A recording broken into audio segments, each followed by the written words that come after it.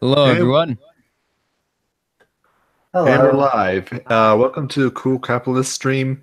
Today we are being hosted by Esoteric Entity because YouTube put a copyright strike on me because they decided that you're not allowed to watch hilarious parodies of movies. Yeah, so for those of you who didn't watch our election special, we did not actually cover the election. Instead, that was just a group viewing of the hilarious Chinese bootleg of the third Star Wars movie. Well, episode 3, but it's actually the sixth movie. I mean, just the title of it should tell you like the level of English that we're dealing with. I, Um, Star War, The Third Gathering, Backstroke of the West. That uh, was the title. Yeah. I think it was Third Gathers, wasn't it? No, Yeah, it it was was Gathering. Yeah. Sorry, no, it was Third Gathers. sorry What guys, you keep breaking whatever out. point is that it was It's hilarious. hilarious. Either way. Uh, and anyway, so we were just watching this video live on our stream. It's been up on YouTube since February of 2016 and has 1.7 million views. And our 10 minutes into the stream, our Filthy got a copyright strike on his channel by Disney for hosting that content. So Boo! yeah, we're Mm. being, I mean, I don't know how else you take that other than we're being selectively targeted by YouTube. And I recently uncovered solid proof today that YouTube is manually removing views from my channel.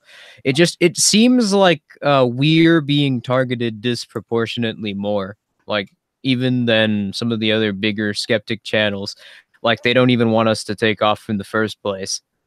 They know we're a threat. That's why. Well, yeah, that's the reason why. The other channels, they sort of parrot talking points like Mm. Sargon, Styx. Yeah, they're being throttled, but they're only really. I have a theory. I think they're only really being throttled slightly, Mm. so that they can perpetuate the narrative that they're being censored because they indeed are, so that Google, Facebook, and Twitter can get an established monopoly in law from the U.S. government. And yeah, the actual threats, they just straight up make it so we don't show up at all. Yeah, they're already going after Gab. Well, they destroyed Gab. But it came back. I got an email the other day. Yeah, Yeah. it's back online right now. I mean, I'm still going to use Gab for the time being because it's basically the second biggest platform next to Twitter. Because I've left Twitter entirely. I have like an account I basically just use to message people who are still on there, but no, I've given up on that platform. I'll be shadow banned if not banned immediately Mm. because and that's the point though. You basically can't speak your mind if you're on Twitter anymore. So it's gotten to the point where if you go on there, you can't even say what you want without being banned. So I mean, you may as well just leave. I mean that's not sustainable. If they keep doing that, they're gonna die anyway. And yeah, even with the subsidies, they're losing money. I think I remember it's like they've the moment that they went public is the moment they started losing money. Like I don't think they've had a single year of or a single sustained period of growth since they went public. Oh yeah, Which company? Oh, Twitter Twitter. gets subsidized by like I think it's like 250 million a year, and Jesus. Really? yeah, it's ridiculous. I could be confusing them with like Facebook or Google because I mean they're all basically the same in my mind. I didn't have that much money. But yeah, Google. I mean Twitter has lost like hundreds of millions of dollars in a single day in the last few months. Like Mm. that, there's that one day where Twitter lost like $700 million in the stock market because those accounts all left. They claim that it was a bot purge, but in reality, I think that was just their figures coming back for that month because so many people had left them. And they probably did. They probably did actually purge a few bots, but it was also probably a cover for like, Yeah. oh, this person doesn't like. This person disagrees with us. We must get rid of him, and we'll just say he's a bot. Well, I'm Or not who's to saying, know? yeah, I'm not saying it wasn't a bot purge, but I'm relatively certain that most of those people are just leaving because they've either been banned or they're leaving because everyone they actually like got banned and there's nobody left on there they actually want to follow. So Probably. As a moment of delicious irony, 'twas while the topic turned to the futility and desperation and collapsing imminence of Twitter that I shared this on Twitter. no, I'm relatively certain that at least within the next few years, Twitter is not going to be a thing.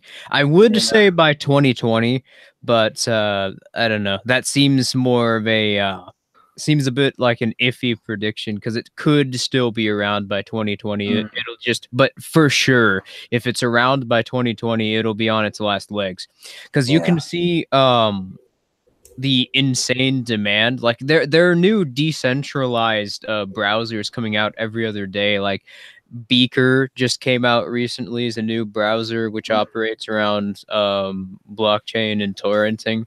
Oh, fun. I mean, it's even more private than Brave or DuckDuckGo, and yeah, you get projects like that decentralized alternative to Alexa.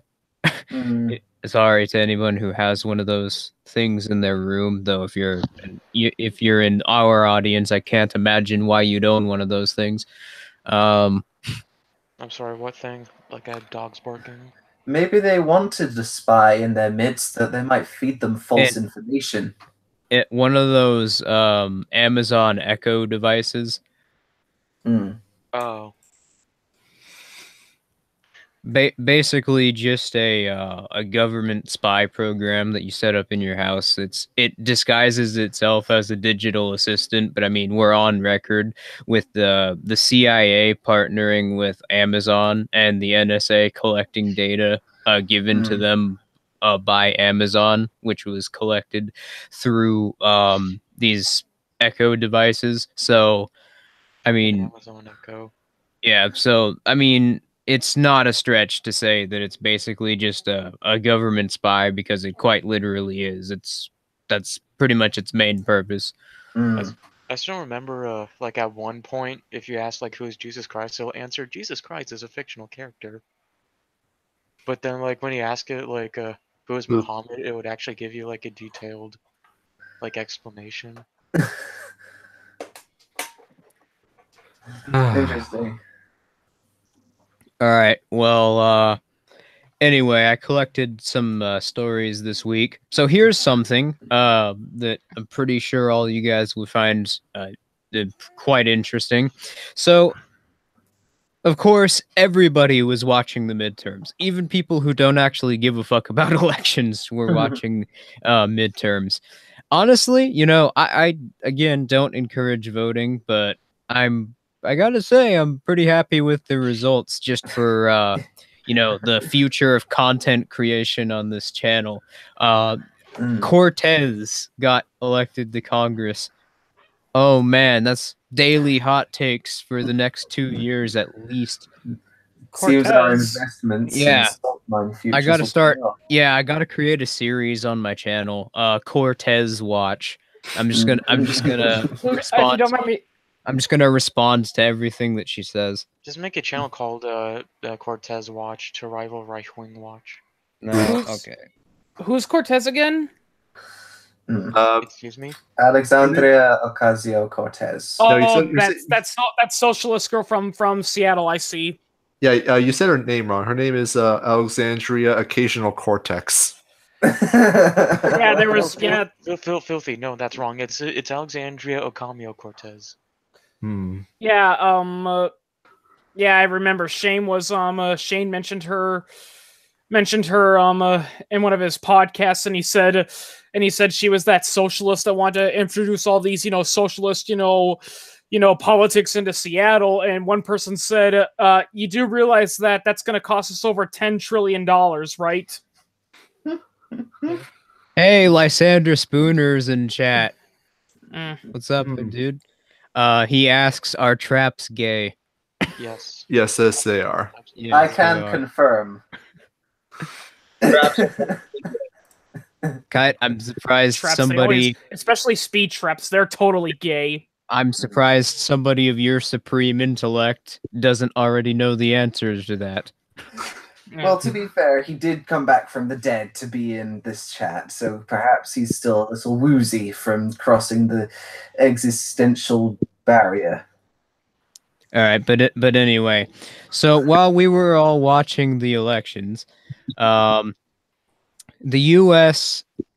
Launched some airstrikes on Syria, a city called Deir al-Zawar, and it wasn't just an ordinary airstrike with missiles. No, we used white phosphorate, which the U.S. military used white phosphorate. Fucking, but anyway. Before we go on, we should at least explain what white phosphorus does to people.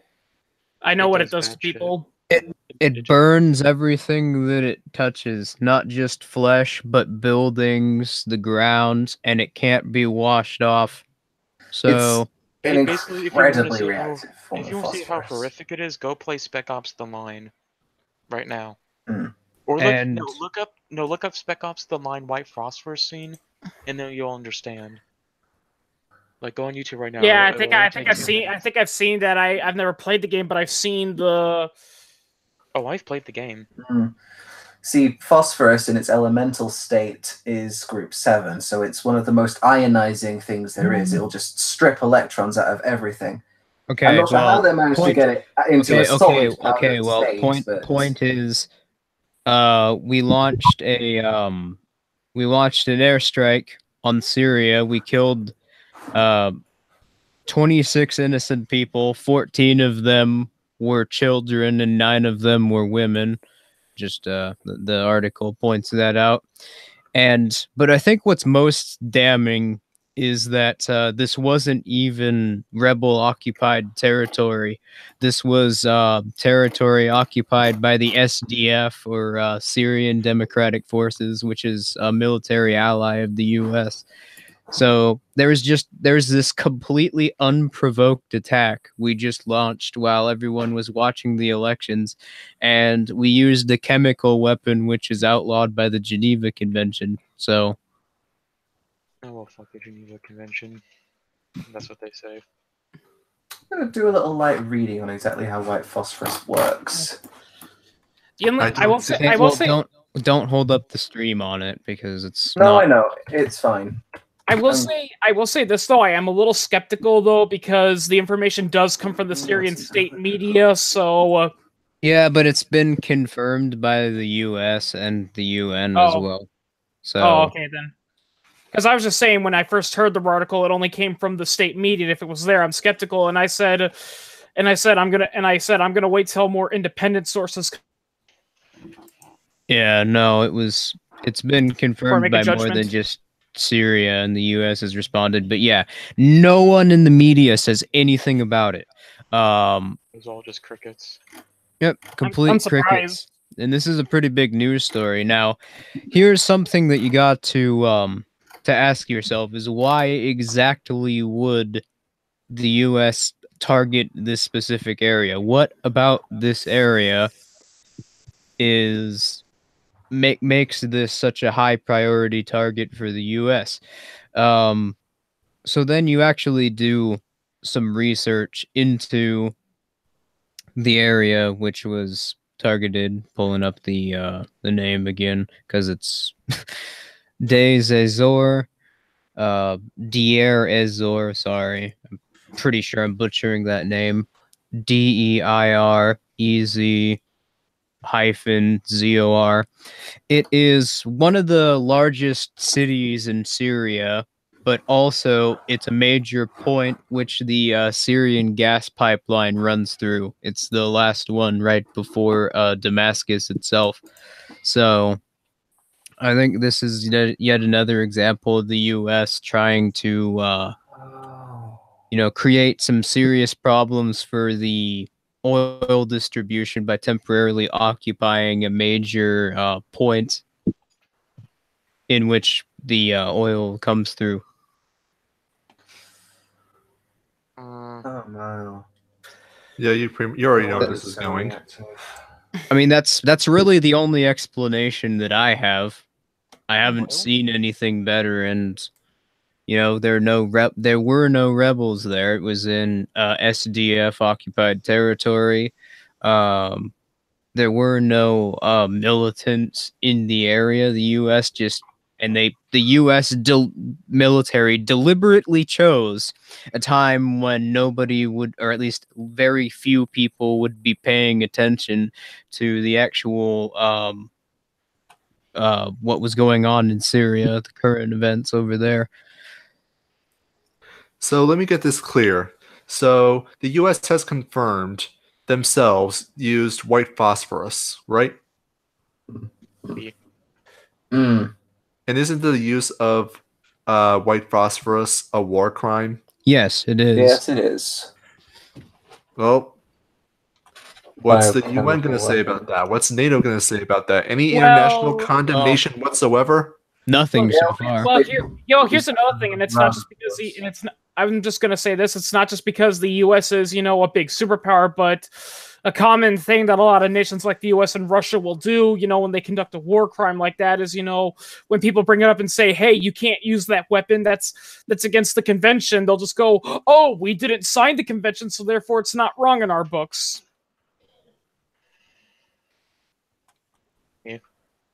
Well, Well, I mean, the U.S. war crimes before. This is nothing new. I mean, the U.S. did sign the convention, didn't it? I don't know. It doesn't really matter. They still tortured people to bring information. They didn't sign the. I don't think they signed the convention that bans certain, chemical weapons and cluster bombs. So. No, I don't think they're part of the convention, are they? Wow. I'm pretty sure they're not. They're not part of the. I know that they weren't signers with the cluster bomb, packed in certain chemical weapons like white phosphorus. So. Well, it says that someone commented that the Geneva Convention does not prohibit it when it's used in smoke rounds, which, I mean, that's clearly not the case. This was definitely used as an incendiary agent. I mean, why else would you? You're not going to airstrike smoke bombs. No. Well, they did a similar thing in World War I with the Hague Convention, because both the Germans and the French were using gas on each other, and when some people said, "Hey, isn't this violating the laws we push for?" The British said, "Oh no, it's not breaking the law because you see these rounds, they're not actually, to be aimed at the enemy. You fire them at random and they explode and release gas. But as long as they're not intentionally used on an enemy, then it doesn't count. So they try to technical their way out of it." Wow. Yeah. Well, also, don't forget, we were talking about the U.S. as well, the people that frequently torture people in the CIA and all that shit. With all right. Horrific torture methods that I don't even want to name on the stream, but. So, on to the next topic, I suppose. So this is not necessarily related to the specific story that we're going to cover, but it does indeed seem like the state is getting to the point where they've realized that they can't fight cryptocurrency anymore.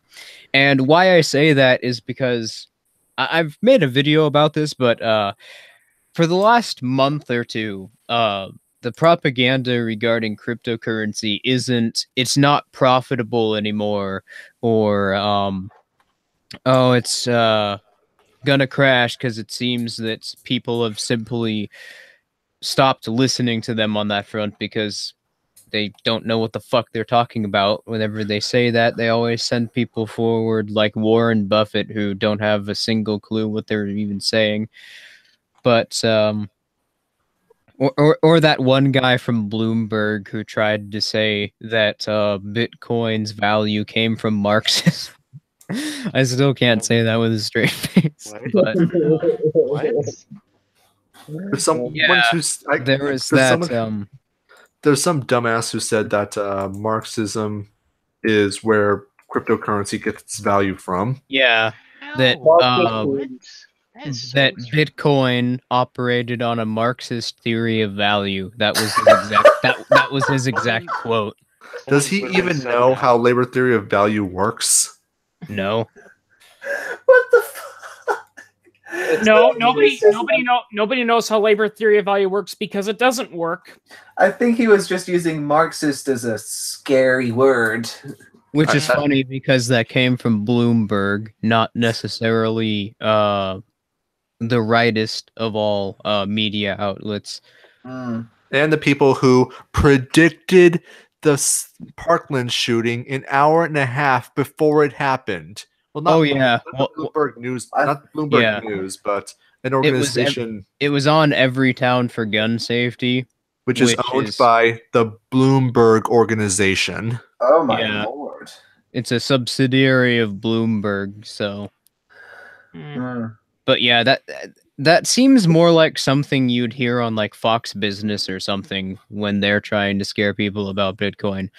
But Yeah. anyway, so but basically where we've got to now is where they're trying to put out deliberate misinformation about how blockchains actually what a blockchain is or how cryptography actually works.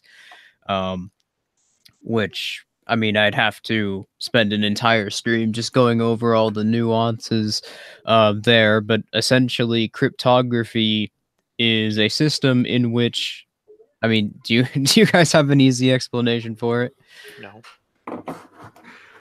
I wouldn't even. I'm not Basically, even you can touching that. you can compact your files to a point where it would be impossible to access them without a certain line of code to be inserted, like to be added into the file, which is known as an encryption key or a receiver key. And I'm probably doing a terrible job of explaining it, but basically, it's impossible to access an encrypted file without an encryption key because it's so compacted that any computer would spend thousands of years trying to decrypt it. One encrypted file, which is even like 1 kilobyte of size. But basically, they've been trying to mislead people on how blockchain and cryptography actually works. And one way they've been doing this is they've been basically throwing around blockchain as a buzzword. And a prime example of this is this article we have today. Thailand wants to use blockchain to catch tax dodgers. Now, anyone who actually knows what blockchain is, or cryptography or cryptocurrencies, knows that this is just complete nonsense. It's impossible to centralize something which operates on a blockchain by design, because what a blockchain is a series of encrypted files which send receiver nodes back and forth to one another, and they, through those receiver nodes, they essentially run a self-sustaining autonomous network which is not actually owned by anybody, and consequently none of the transactions can be interfered with, and the locations of any of the information about these files, their origins, can't be seen by anybody who doesn't actually own one of these files. In this case, it's a coin wallet, or have a receiver key or just a key to engage in these transactions. I'm really not used to explaining this particularly, so I apologize if I'm doing a terrible job. I mean, I may not be. I mean, a lot of the time I feel like I'm doing a terrible job, but then I go back and actually watch it. I watch myself explaining something, and I'm like, oh, I didn't do that bad. I'm just sort of, you know, I'm putting some strain on my brain. But anyway, so it wouldn't be possible to actually collect taxes from any system which operates under blockchain, because it's not possible for the state to actually monitor any transactions occurring within a blockchain system, because it would be impossible for an outside entity to get in, essentially, unless they had the wallet ID, the exact time that each given transaction occurred, and what amount. And essentially, the only way they'd know that is if that information was given to them. But if you actually go on to read this article, what they're describing is not a blockchain system. What they're describing is a government-established database where the government monitors the tax for every single transaction that occurs within the country. So this isn't a blockchain. They don't know what the fuck they're talking about. Well, you said it yourself. They're just trying to scare people. And I think it's going to be their new tactic coming forward. Well, that's exactly what I'm saying. They're going to try and scare people. They're going to try and mislead people into thinking that blockchain is something that it isn't. Either they're going, and how I think they're going to approach that is they're either going to try and convince people that blockchain's not as secure as it actually is, or that it's some sort of tax scheme by the government, or like a pyramid scheme or something. Mm-hmm. Well, the point I wanted to make is that it looks like what they're trying to do is scare normies into thinking that, oh, the government now knows how to get into the blockchain. They're now watching you. They're now watching your blockchain transactions, and now you have to basically pay taxes. So they're trying to scare people into voluntarily disclosing to them the information that they want. And watch, I think one thing you're going to see is that you're going to be required to give the government things like your wallet IDs and stuff like that. And they're going to say, like, you're required to do this by law. And they might actually pass laws to do that. When in fact, if you refuse to do so, that law is going to be completely unenforceable. But there will be a whole bunch of stupid normies who might have bought like $50 worth of fragments of a Bitcoin or something and think like, oh, okay. More importantly, however, things that someone needs to know, and I think this is by far the most important thing, is that if Thailand was telling the truth about what they were doing, and that they did actually have a system for tax collection on blockchain, all that would mean is that how much taxes they are collecting from other people will be completely encrypted. Which no, it's not a whoa, tax. Holy crap! What the hell was that? What was what? What? We didn't hear anything. I just heard screeching. Oh no! I didn't hear anything. Okay, well, that's not what it is. It's not a tax collection system for cryptocurrencies. It's a tax collection system for all transactions in general. Yeah. My point is that, like, that tax collection, if they were telling the truth, and it was actually on blockchain, which it's not, but suppose that they were telling the truth about that, all that would mean is that tax collection is encrypted, which it doesn't need to be. I don't know why they would think they would need to do that, but there you go. Well, I mean, ironically, that would just make it, so the government would be less transparent. but anyway, no, for any normies who might be watching, no, if in the future the government is making laws which tell you that you have to give them your wallet ID, no, you don't. Literally nothing will happen to you if you don't give them your wallet ID, because they're not even going to know that you have a wallet. They're not going to know how much cryptocurrency you have.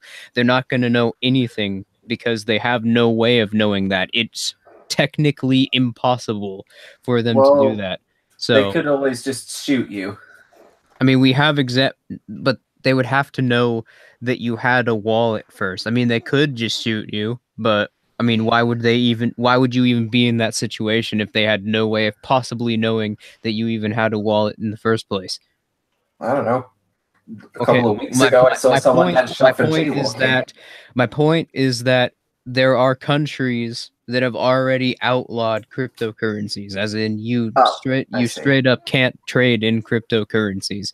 China, Russia, Colombia are a few examples, and these countries have some of the largest crypto markets in the world. China, in particular, trades in like $2 billion worth of cryptocurrencies through just their two active trading websites. It's not these laws are not enforceable, and governments know it.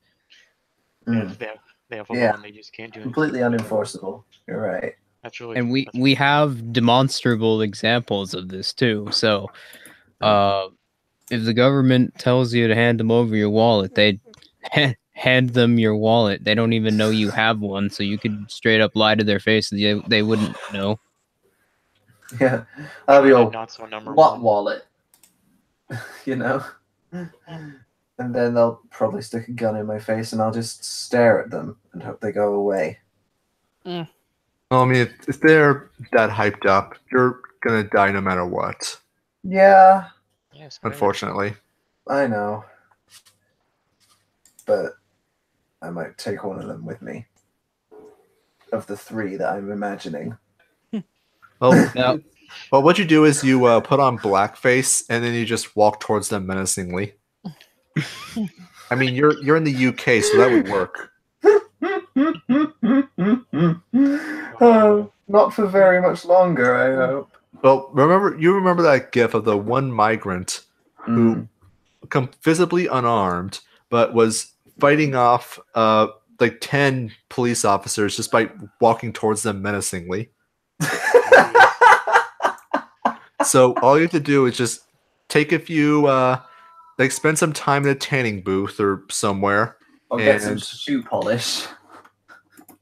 Also get some shoe polish. Make yourself, or just go live in Italy for a year. You'll get extra greasy there, and then you'll be menacing police officers in no time. I don't know. Italy frightens me. It looks like a boot. Italy is incredibly frightening, but if you live there for a year, you'll probably become as greasy as they are. It looks like a boot. You don't understand. I know it looks like a boot. all right, but anyway, on to the next story. So why am I so down on Italians? It makes no sense. I'm surprised I'm not very chatty. I barely said anything. I'm trying to get on to the next story here. Yeah, what is it? Right. So the next story is that Sir Tim Berners-Lee, the person who actually invented the World Wide Web while he was trying to fix a problem with digital black holes, despite the statists falsely trying to claim that the government created the World Wide Web. No, it was actually created by a private innovator, a scientist to be more specific. Yay! Whoever is playing like a video or something, stop it because it's distracting me. But anyway, so he created a Magna Carta for the web, is what he's calling it, a Magna Carta. That sounds really super gay. Yeah, so basically now there's a Internet Bill of Rights, a proposed one that a bunch of these bootlickers are getting behind. And for those of you who don't know, this is of course in relation to the problem of censorship online. But these companies are all funded by the state, all subsidized, and there are regulations in place from countries like Germany, which keep competitors out of the market, that all these social media companies, not just the ones that exist, but also the social media companies have to abide by laws in other countries as well. The up and coming ones. So, I mean, this is why we need to decentralize the internet. So you don't really have to. But Isn't there already something called the Fairness Doctrine? yeah, this is Work? basically. Well, we'll get to that, but so the Magna Carta for the internet proposes that of all things, the government should essentially force service providers at gunpoint to provide their service to people. And on top of this, Facebook and Google have voluntarily signed on to this Magna Carta and are openly supporting it. So, red flags flying. Oh man. Can you just... What was Sorry, you were going to say something? Well, no. What were you going to say? I was just going to tell them to not. Could you just not have censorship just once in your freaking lives? It would be nice. Oh, but someone think about the children. But no, dude, no. But anyway, if you actually, but it's that one point in the Magna Carta, the forced sharing of infrastructure. Well, you know that basically is a low-key euphemism for the FCC nationalizing the internet. And that's why Google and Facebook are supporting it. I mean, we've seen previous bills proposed that explicitly state that the FCC should nationalize the internet to try and combat fake news and stop these companies from censoring people.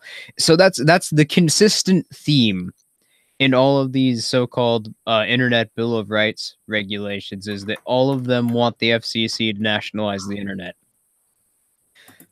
Oh boy. And all of them are also funded and supported by Facebook, Twitter, and Google, who are also being subsidized by the government.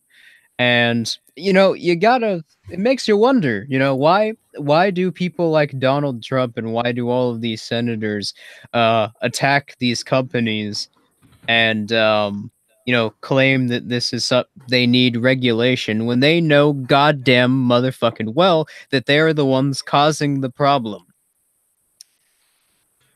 Well, you already know that they're the ones causing the problem. Yeah, they circular know. As that is. They know that the problem is not there's a lack of regulation. It's actually the opposite. It's because of their regulations. It's because of their subsidies. It's because they've got groups like the Atlantic Council directly telling them to censor people. So you got Trump funding them. You got the senators, whatever. Point is that he's basically responsible for every bill that they pass. Every bill has to go by his desk, so he knows full well what companies are being subsidized and what aren't. Oh yeah. And this whole Internet Bill of Rights fiasco is nothing except one freaking gigantic government subsidy to Google, to Facebook, to Twitter. So if you like Google, Facebook, Twitter, big tech having a monopoly, well, now it's going to be literally illegal for them to have competition. Yeah. So it's not only is it going to be illegal for them to have competition, but they're also going to continue being funded even if literally nobody is using them. So if you think they suck now, holy hell, just wait until the FCC nationalizes social media. Yeah, and so I was about to say, what also really baffles my mind is how, and this kind of goes to the net neutrality, is how so many famous YouTubers and all that are all for the government taking over, control of the internet, and I'm like, why? Oh, I mean, it's really strange, isn't it? Yeah, they're on the same crowd that it's like we got to stop the DMCA and all that. Then it's like, yeah, but you're also for net neutrality, which basically is saying which basically, if the net neutrality advocates get their way, like you said, the FCC is more or less gonna nationalize the internet, and only selected companies are gonna have free streaming and all that, while independent people are basically gonna be outlawed. Yeah. Well, I don't understand how I someone mean, like that's the thing. forever. Usually they're like, oh, free markets. Free markets are good. Well, quote unquote free markets. I mean, they're all for the use of government force to keep competitors down, and regulations to keep competitors out of the market. And you can also hear even some of Sargon's earlier videos where he talks about, yeah, free market is great for providing products, goods, and services more efficiently than the government, but I still support universal healthcare because only the government can provide this particular product or service. That's why I know it's a little off topic. That's why I facepalm when I see Sargon of Akkad, because that guy is so intelligent and he's got all these really good points, and he talks very well about reasoning, but then once you bring up economics, he's like, he's like, well, I can see what libertarians are going for. I can see the need for a free market, but we still need things like universal healthcare and all that. But it's not just that. Look at how he's been handling this debate. I mean, he doesn't even, acknowledge the counter argument. Yeah. I mean, he just completely just is making shit up. Yeah. Actually, name a libertarian who's said, "Oh, we should just I like the way things are. This is good. They should ban people." Like, name somebody who said that.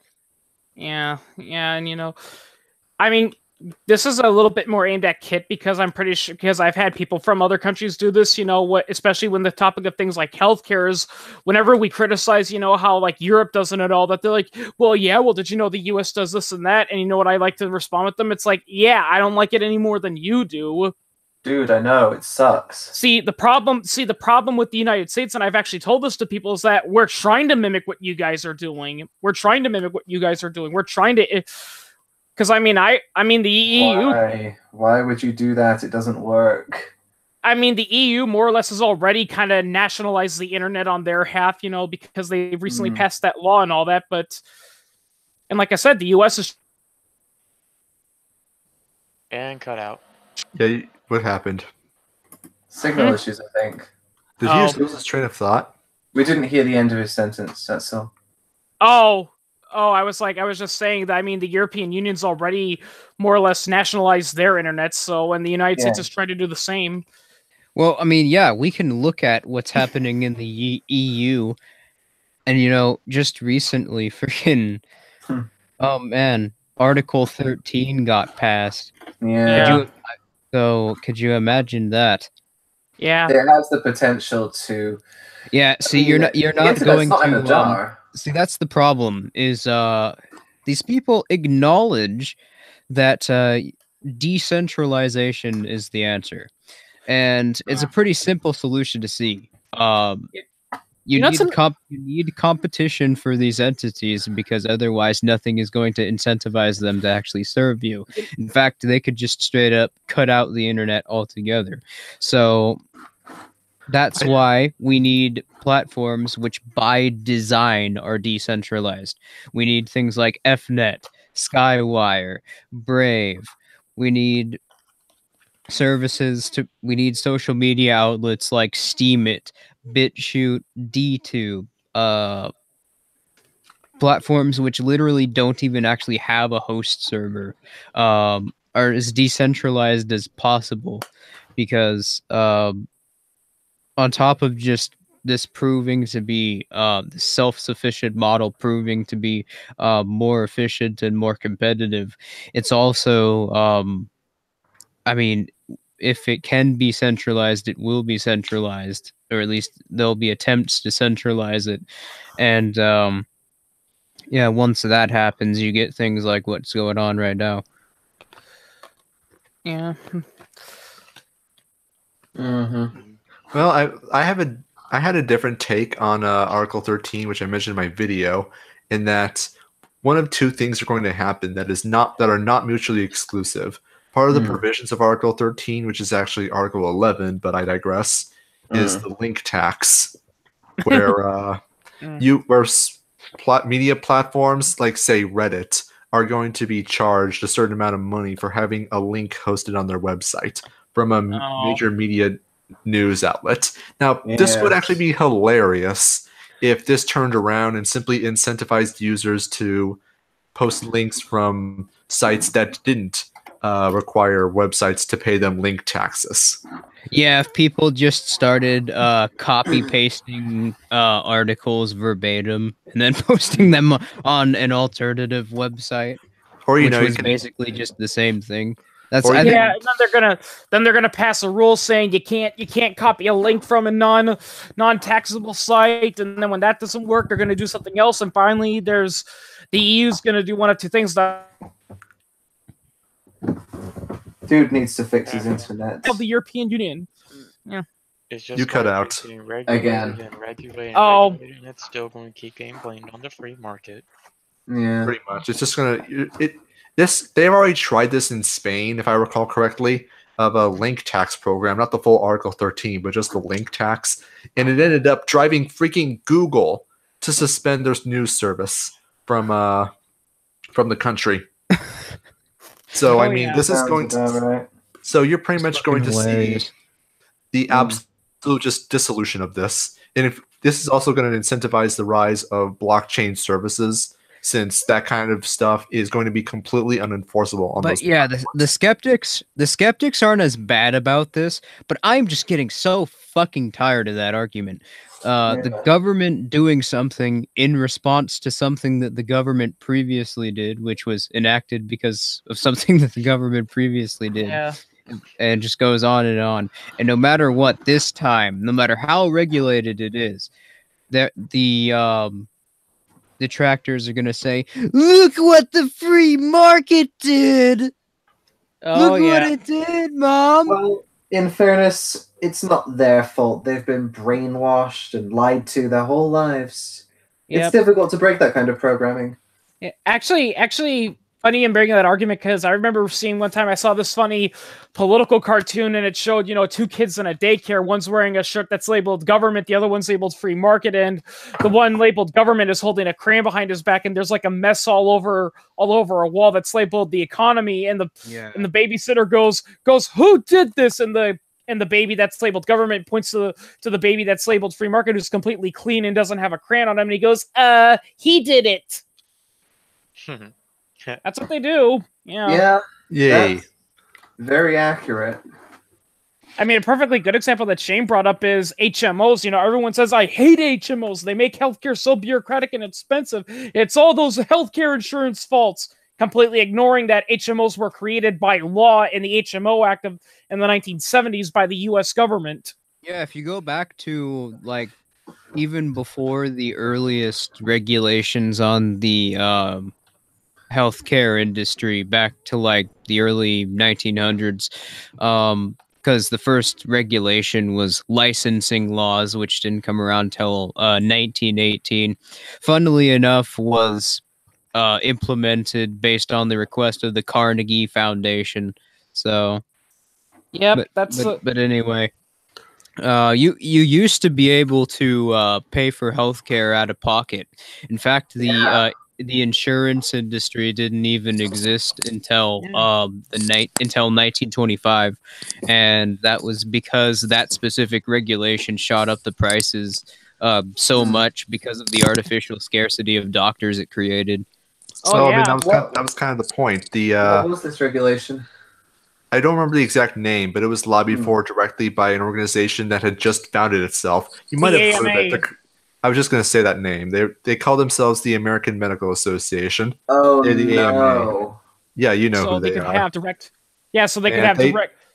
And their exact argument was that healthcare was too cheap and they weren't making enough money. You see, being a doctor is such a dignified position that they shouldn't deign to be at the whim of working class poor peasants. And so we got to have these licenses, not because they're we need the government to make sure of the quality of doctors, but because we need to create an artificial scarcity. So the way they talk is the way people think we talk, but don't talk, because that would be awful.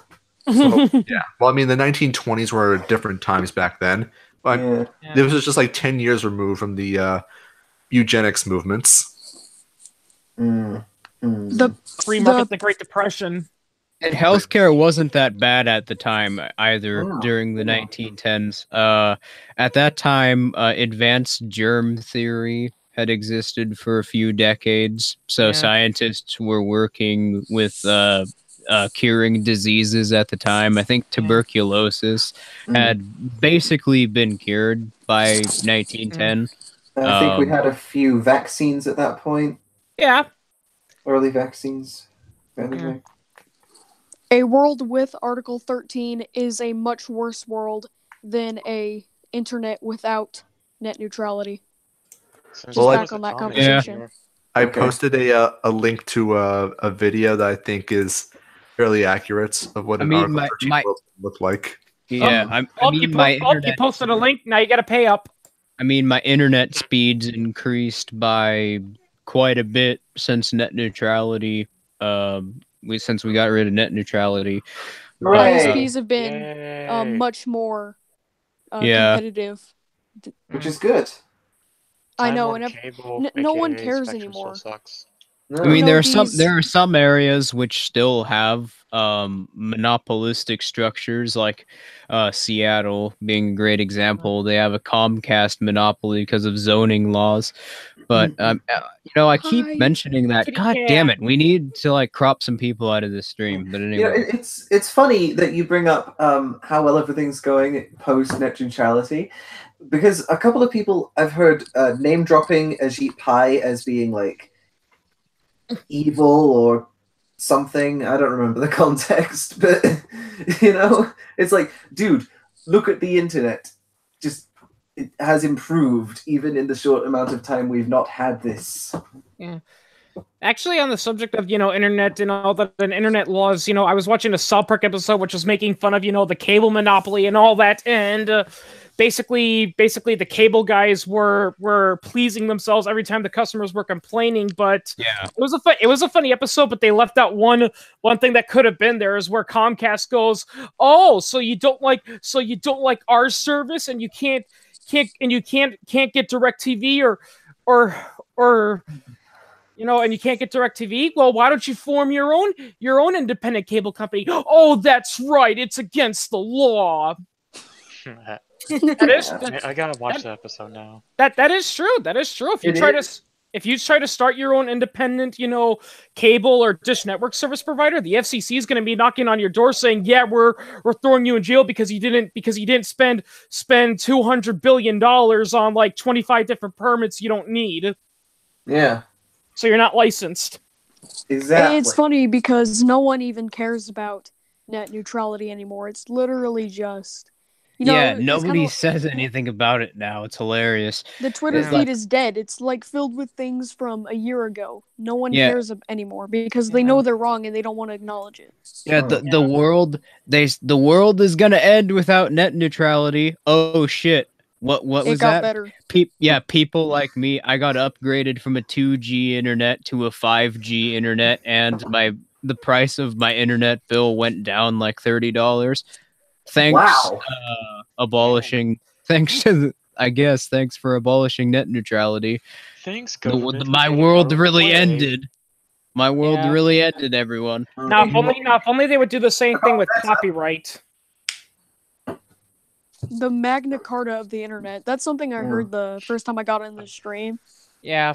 I first watched the Magna Carta of the internet. That's so ironic of a name. It's like, because the Magna Carta was started to, help due process for people. Yeah, the Internet Bill of Rights is also a really ironic name because the Bill of Rights, at least in the American Constitution, was based on classical liberal principles. So negative rights, explicitly defining things that the government couldn't do to you because they were things that you inherently had. So a Bill of Rights can't give you anything that you don't already have, at least according to the view of people like Thomas Jefferson or Benjamin Franklin. Yeah, moreover, the entire just calling it a Magna Carta of the internet, that's ironic because that's what you'd eventually have to need after you instill that, quote, Magna Carta. You'd need due process for the internet because the government would be just spying on you and just screwing you over in different ways. And actually, I was about to say this earlier about the Bill of Rights. Here's a fun fact: one of our founding fathers, who's considered, great, Alexander Hamilton, the school teachers love. He didn't want a Bill of Rights in the U.S. Constitution. He fought. I'm shocked.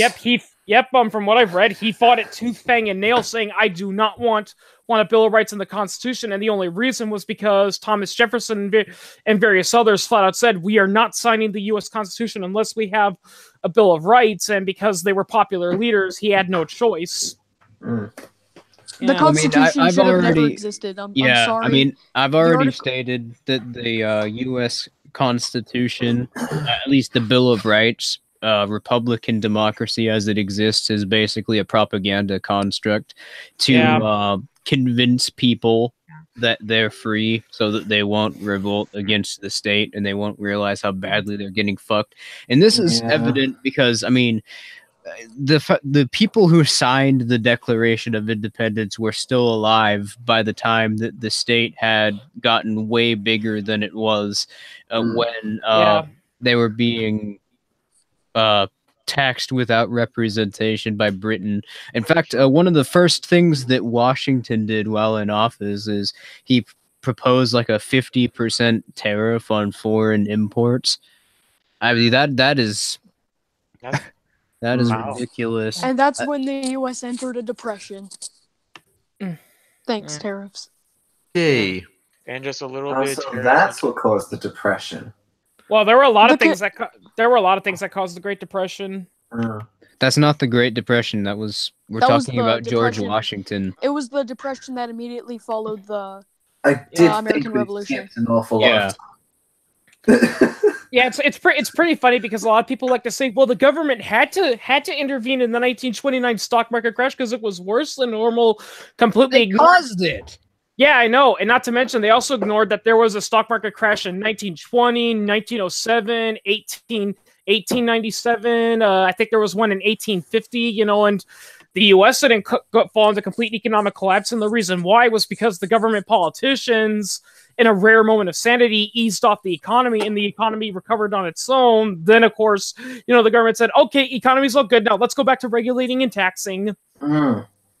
Yep. Pretty much. If I recall correctly, following the stock market crash of 1929, you had an unemployment rate of around 9%. Yeah. And then that was pretty bad, and there was a significant shock to the economy, but that was slowly improving.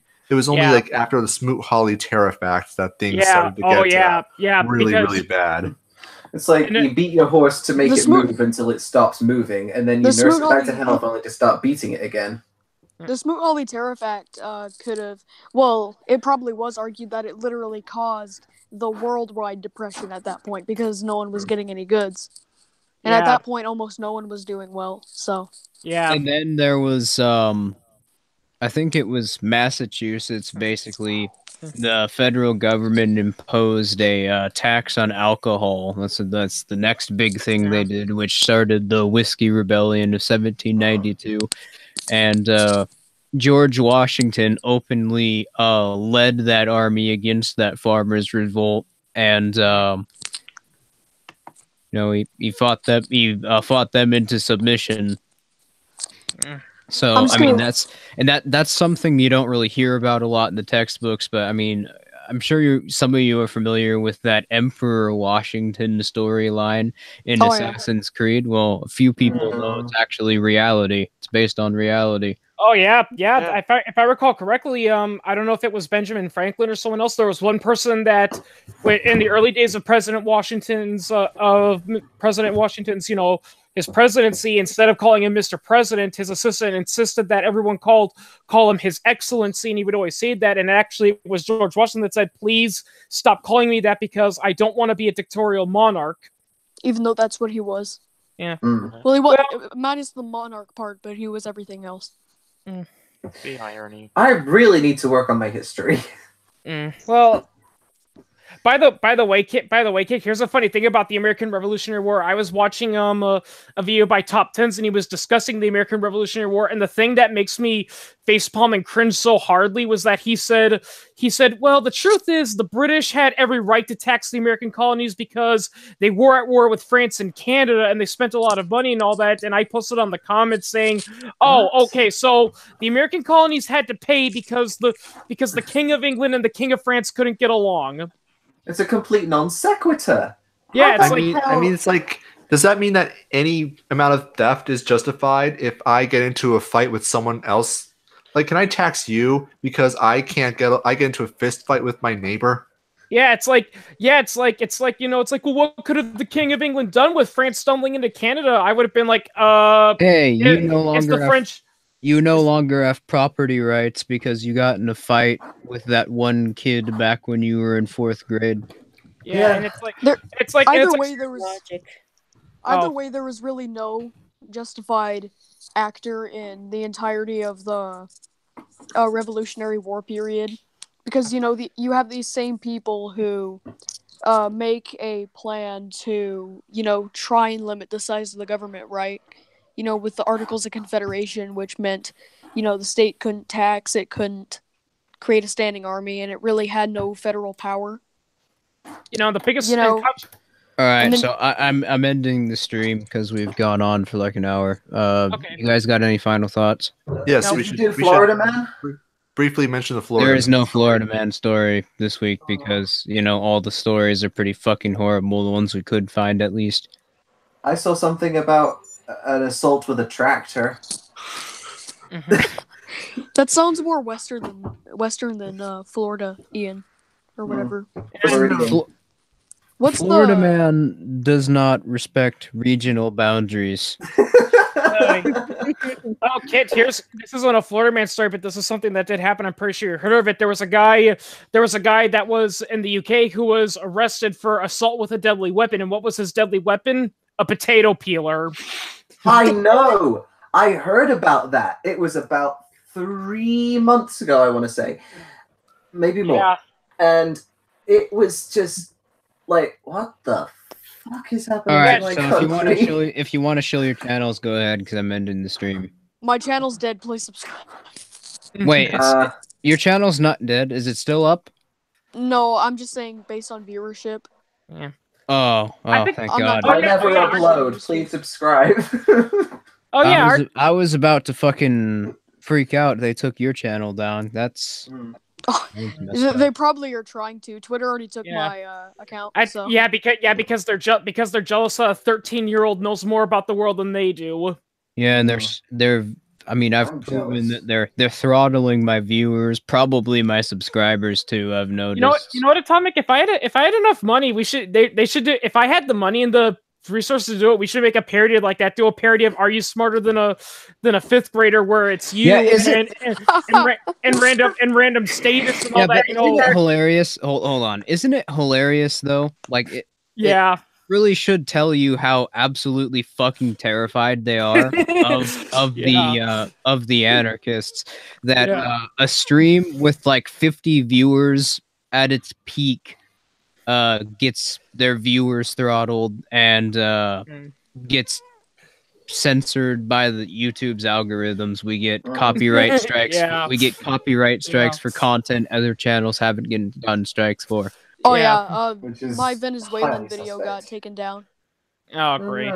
Yeah. Yay! Yeah, I'm why? tempted to just upload it again. Yeah, what is it about these couple thousand subscriber channels? These what is it about us that's so terrifying to them? It can't possibly because we know how to destroy it can't them. possibly be that we completely shatter every statist illusion that exists, even the controlled opposition skeptic ones.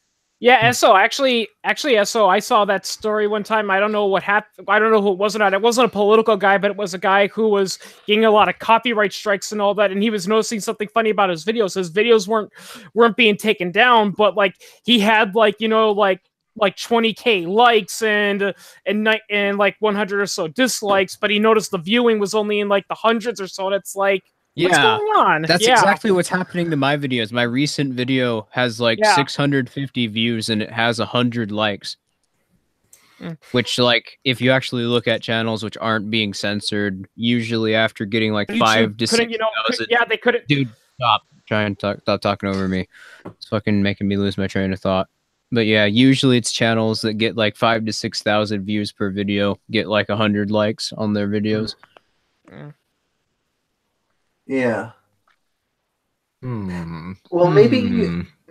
I suppose it is possible you're getting an anomalous, an abnormally high like to view ratio, but it does seem likely that they're somehow doing something to the view count, which is well, I mean, your videos I've caught them extremely doing hard it. to not put them up, so. Well, all right Yeah. then.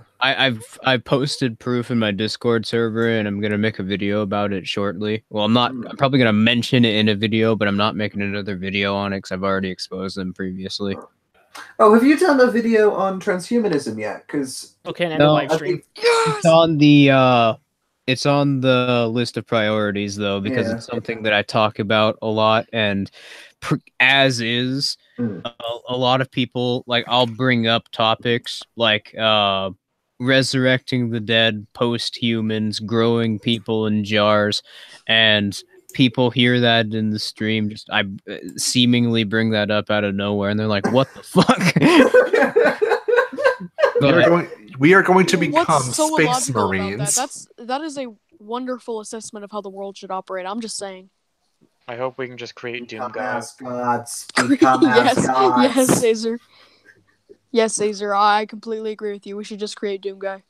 I will post. People are asking for an invite link to my Discord server in the stream chat, so I will go ahead and post one. Yay. And then with that growing Doom Guy, I'm just going to use him as a security guard. Yeah, but with that, I'm going to end the stream. Check out my channel, Filthy Heretic. And we'll see you all next time. I'm 14. Go to my Twitter.